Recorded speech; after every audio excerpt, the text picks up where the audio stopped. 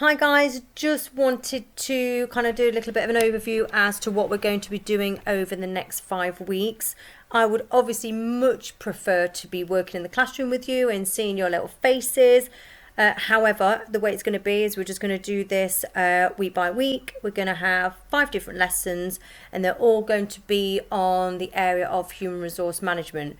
So for year 10 and year 11, it's an overview. There will be some aspects for year 10 which will be slightly different, which I'll go into when we get back into school. And for year 11, there'll be certain areas that we'll have a little bit more depth into. But however, this is kind of like the bit of an overview that everybody needs to know, regardless of what year you are in, is the GCSE specification. So for the first lesson, we're going to look at functional areas. And you need to be able to identify what the main business functions are. So when we talk about identifying, it's AO1, it's just knowledge. So you need to be able to tell the examiners these are the main kind of areas within businesses. You need to be able to also explain the roles. And when we're talking about explain, it's AO2, which is, what it is or what the role is, why it's important to the business or why that function is needed. And then analysing the consequences of functions not working together. So that's AO3. It's putting your knowledge and your analysis into context with a particular business. First things first, just want to do a little tiny quiz with you. You've got 7 pictures. What I would like you to do is just grab a piece of paper. Hopefully you've got some paper and pen next to you. I would like you to look at the pictures and really write down, what do you see? These should be the main, or they should give you an idea as to what the main functions of the business areas are. So I'm going to pause it, grab yourself a bit of paper and a pen, write down what you think these main areas are. Okay, so you should have written down 7 different areas that you think are the main areas of business. We will come back to this by the end of the lesson. Okay, so a little bit of an introduction. So as businesses grow, they employ specialist people to do certain jobs. For example, most small businesses will probably only employ someone to do kind of like the admin type side of a business. But then as they grow and grow, they need more and more people, and there's more jobs and more roles that need to be completed. Therefore, you need to get people that know what they're doing. Therefore, you need to employ specialists. Okay. When we look at organisation structures, you need to have a little bit of an overview really of what an organisation structure is, and then it will make sense to you why you have different functions within a business. So when businesses look at organising themselves to carry out their duties and activities effectively, they do this by looking at the different kind of duties and job roles, the kind of people that they want to work there, who is going to be in charge, how many people they need, and also what their responsibilities are. So when you're looking at an actual particular structure, a formal structure, it's your internal structure that shows where everybody in the business is and who they report to and what their duties are. That's a typical tall organisation structure, which is called a hierarchical structure. We will do a separate lesson on this because it's quite a bit of information that you actually need, but you just need to know it's kind of like top down in terms of management. You've got the managers at the top, you've got the workers at the bottom. Small span of control means that you've got lots of managers with very few people, and a long chain of command means that there's lots of levels for communication to go through. Functional areas, okay, in a business, that literally is involving tasks that need to be done on a regular basis in certain areas, specialist areas. So it might be to do with selling products, it might be paying bills, it might be hiring and training staff, it might be making products, it might be looking at maybe like kind of health and safety. So there's lots and lots of different jobs that need to be done. They need to be put into functional areas so they are managed more effectively. Okay. So functional areas are always classed as the person or department responsible for completing particular tasks within a business. What I'd like you to do is I'd like you to write that down. It's a key word. It's really important that you understand it. Okay, so I will give you a little bit of a recap and a bit of a test maybe at the beginning of next lesson, just to make sure that you understand what that key word is. Okay, so we need to look at the understanding of the key operational tasks of each function. So we need to think about, okay, what are these functions? What are the departments? and the kind of jobs that you think that they might do. Okay, I'm going to give you 5 minutes. You need to be able to think of 3 particular roles if you can under each heading. Take the headings from the list that you did at the beginning, okay? So think about those pictures, think about what you thought they might be. So, you know, think about the money side, maybe the selling side of the business, employing people. Think of as many departments as you can, and then try and list as many jobs as you can, okay? So you've got 5 minutes to do that. Okay, so once you've done that, what I would like you to now do is we are going to be looking at a little bit of a clip, okay, from Be Business Bee. Now, year 10, already know who he is, one of my absolute favourites, okay. So his content is really, really good. You might find his voice a little tiny bit annoying. However, he's got some really good content. So what I'd like you to do is I would like you to put the YouTube address, which is just at the top of the screen. I want you to play it, and I want you to be able to kind of look at taking notes and answering the questions which are here at the front. So you've got 1, 2, 3, 4. There's 5 questions, okay? Looking at advertising, looking at managing employees, producing a product, paying employees, and building a website. Okay, so answer those questions first. Then I want you to go onto the YouTube clip and I want you to take some notes, because once you've done that, I'm going to go through the different functional areas and the different job roles within those areas. So you've got a clear understanding of what the functions are and what people do on an everyday basis in these functions. Okay, so what I'd like you to do now is I would like you to get some paper. You should have it already because you've been writing notes on it. And I want you to split your paper into 6 areas. Okay, these are the main areas for an organisation. Now, you've got human resources, sales and marketing, research and development, admin and IT, production or operations, and finance and accounts. These headings are sometimes slightly different. Sometimes research and development will be linking into marketing. Sometimes they have a separate sales department. Sometimes they have a separate IT department. It depends on the type of business and also the size of the business and actually how long it's been established. Generally, if they've been established for a fairly long time, they will have bigger, more established departments. So it'd be more likely that they've got a large, like a PLC is probably more likely to be this kind of structure where sales and marketing are together and research and development are separate. So divide your page into 6. Okay, now the human resources department is really looking at recruiting, selecting, and also retaining staff. So their main function really is either getting new staff or keeping the staff that they've got by motivating them and training them and also protecting them at work, making sure that the health and safety is at the level it should be. Make sure they've got, as you well know, PPE equipment at the moment, obviously a big hot topic. Making sure they've got equipment, they've got training, and they are safe within the workplace, okay? So what I'd like you to do is I would like you to write down human resources, write down these bullet points. So looking at recruitment, dismissal, redundancy, motivating staff, training, health and safety. And then I would like you to watch the little clip, which is the YouTube address at the top. That literally takes 2 minutes and it will give you an oversight in what did the human resource area do. Okay, so marketing I always think is the one which the function tends to be really exciting. It's kind of on trend. It looks at lots of market research and finding out how to make your product better or developing new products, how to promote your product and getting new customers in, looking at your pricing, looking at how you're going to reach people with your sales strategy, and also developing your sales team. Again, as you've just done before, I want you to look at the YouTube clip. I want you to write down the little bullet points of what marketing do, because I will be asking you again, and just make sure that you are writing some notes looking at what the marketing function do. Okay, moving on to number 3, which is still really marketing, looking at research and development. Okay, we've got a little BBC bite-sized clip for this.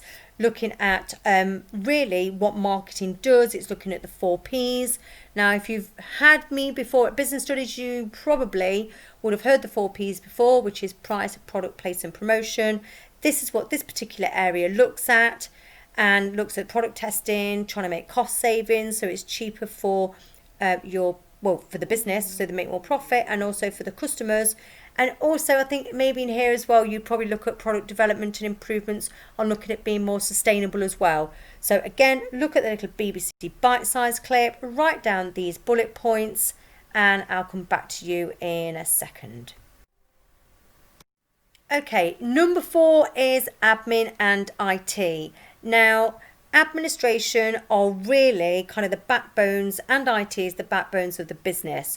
So administration is looking at managing property, reception is really looking at the phone and looking at you're the first point of call really for your customers, and looking at the clerical work. So, you know, typing, filing, sending letters out, making sure everybody in terms of administration, the work is done for all the different departments as well. IT, think about school. It literally is looking at your software, your hardware, your security, and also making sure that you can retrieve and save information. There's no little clip for this, but if you can find one, that'd be brilliant. You can send it to me and I'll have a look at it.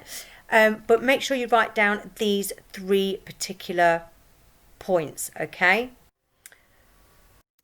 Okay, number 5, productions or operations. Now, this will depend upon what type of business you have. If you are a manufacturing company, then you would generally called production. If you are a business that maybe makes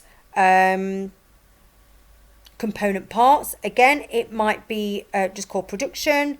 Operations maybe if you are looking at maybe look more kind of like a distribution type thing. You're not really making something, but you do have a department that puts things together and sends them out to people. So they do slightly different things in operations depending upon the type of the business. So it might be where you're looking at buying resources, so raw materials. It might be looking at cost savings, making things cheaper and quicker, making sure that you are using the correct production methods. So most of you would have done, I think, production methods with me in the last few years. And also be looking at efficiency, so making sure you're doing things the right way, in the best way possible. So again, write down these little points for me, please. It's a 3-minute little clip on YouTube. Watch it, take some notes, okay? Okay, last but not least is the finance and accounts department. Now, I personally think if you've not got your product right, then obviously there's going to be an issue. But if you haven't got your finance right, that will be more of an issue as well. So cash flow is one of the most important things for a business. Most businesses go into liquidation, become bankrupt because they've got poor cash flow. So it's poor managing of money. It's not like they haven't got any, and it's not the fact they've not got orders. It's the fact they don't know how to manage their finances effectively, okay? So it's looking at making sure you've got enough money coming in, so the revenue coming into the business, looking at your expenditure, making sure you're not spending too much money, budgeting, preparing accounts. You have to prepare accounts. Dependent upon the ownership of your business would depend on how you have to publish your accounts, but everybody needs to be doing accounts. Everybody has to pay the HMRC. You have to pay your taxes. It might be that you need to raise some finance. You want to expand your business or develop your products. You will need to have some kind of finance. Now, whether that's through shares or loans or looking at maybe changing your ownership, it depends on the business. It might be short term where you need a little bit of a bank overdraft or some trade credit, but they will be the people that will sort this out. This actually links with every single function. So finance will work with marketing. They will work with HR, they will work with operations, they will work with admin. Finance have an interlink with everybody. Okay, now most businesses are, for our business in terms of looking at the UK, most of our business is tertiary sector. So we have a lot of customer service. So for us, we need to be very aware of this function. So making sure that we make sure our customers are satisfied and happy. That is the main goal, okay? There is a little tiny clip, okay? The clip is not to provide customer service. You might have seen it before. It is quite funny. It's only kind of anecdotal, but it will show you what customer service really is about. So it's kind of making sure that your customers are happy. Do not do what they do, okay? So watch the little clip, write down these points, and then we will be looking at a few activities you need to complete. Okay, so moving on. I mean, I personally like their matching eyeshadow and their uniforms. However, let's get on to activity 1. So what I would like you to do, there are 3 activities which I'm just going to go through with you. What you need to do is you need to complete these and you send them back to me on email. Or if your teacher is Miss Oliver, or you've been having Mrs. Oates, please send your responses to them, because I don't know if I can manage 250. So if you could, that'd be perfect. So activity number 1 is just AO1, essential knowledge. You've got your functional areas. You are then going to write me down the key tasks that they do. Activity number 2 is taking that knowledge and developing it a little bit further. AO2 is where you are looking at explaining things. So, you know, what it is and how they do it and why they do it, okay? So I've given you some examples over the next slide. What I would like you to do, I would like you to look at each functional area. So 1 to 6, there's 6 different areas, and I want you to explain to me how that function might carry out a particular task. So the first example we've got is marketing undertake market research to find out the opinions of their customers. They do this by giving out questionnaires to every customer and analysing the results. So you need to be able to explain what one of the tasks is and how they actually do it.